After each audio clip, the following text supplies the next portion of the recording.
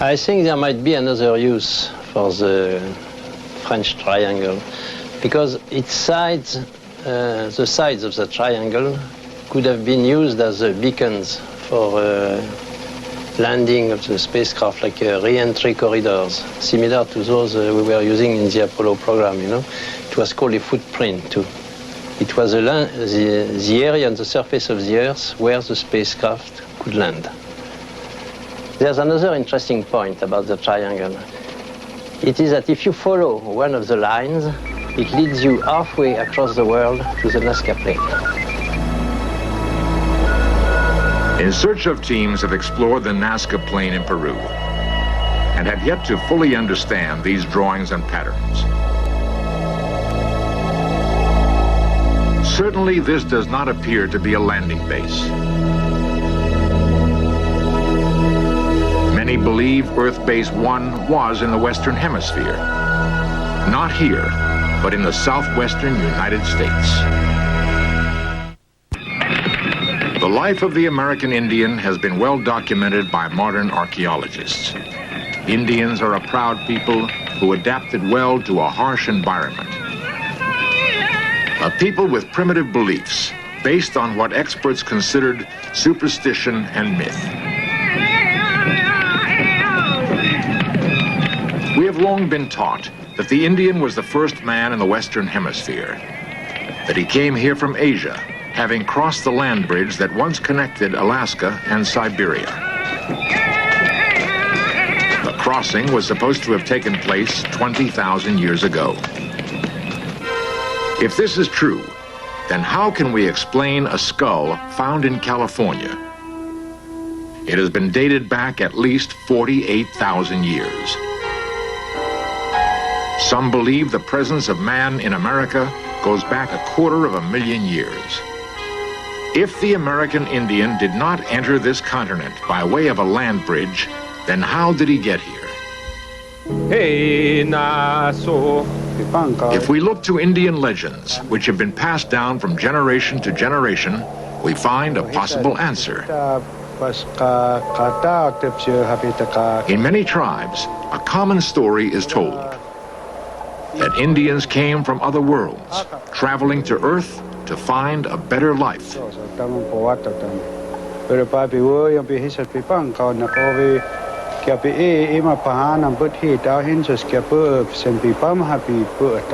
We cannot easily dismiss such folklore, for no matter what the language or where the tribe is from, the story is the same. In one tribe, all things were said to have begun on the first world, a great rock in a sea of mist. Is this a reference to the planet Venus, which is recorded in the legends of many different peoples? From the misty world, the spirits traveled to the blue world. Is this the blue world the legend refers to? Modern man didn't call the Earth blue until he had the benefit of photos taken from space. And how is it that the Apache god and Egyptian god, Amun-Ra, are similar in name and appearance? Could Amun-Ra have been a space traveler who visited both peoples? There are also identical references to the boat of the sun. Might not a spaceship be referred to as a boat of the sun? And how is it that the Hopi symbol for Earth is identical to symbols found in the Mediterranean? At the end of this hall in the Arizona State Museum, an artifact so unusual, scientists are uncertain what to do with it.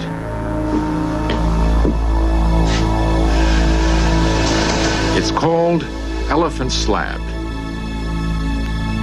and carved on it, strange markings that resemble some alien alphabet. Among the mysterious symbols, one clear figure. An elephant? If an Indian carved this stone, how did he know what an elephant looked like? An animal only found in Africa and Asia.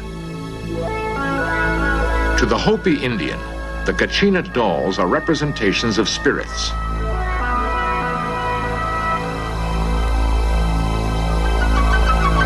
The Hopis claim that some of the Kachinas are spirits from other worlds who came to Earth to teach the Indians agriculture, weaving, and the necessary arts. Are they spirits or space travelers? Some Hopis claim these could actually represent alien beings. In the ceremonies of the Zuni tribe, it was customary to cover the body with a thick layer of mud. Another part of the ceremonial costume was a rather unique head mask. No one can satisfactorily explain why it resembles a space-helmeted astronaut.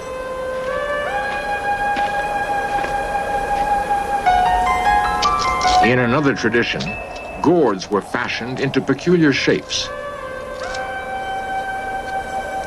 Was it merely a coincidence that some of the gourds resembled UFOs?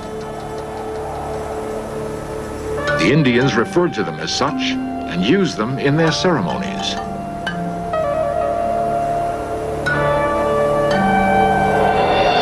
Not normally associated with the American Indian is the boomerang. Yet it was a part of their culture, as it was of the Aborigines of Australia. Seemingly simple, the boomerang is a highly sophisticated aerodynamic foil, a flying wing.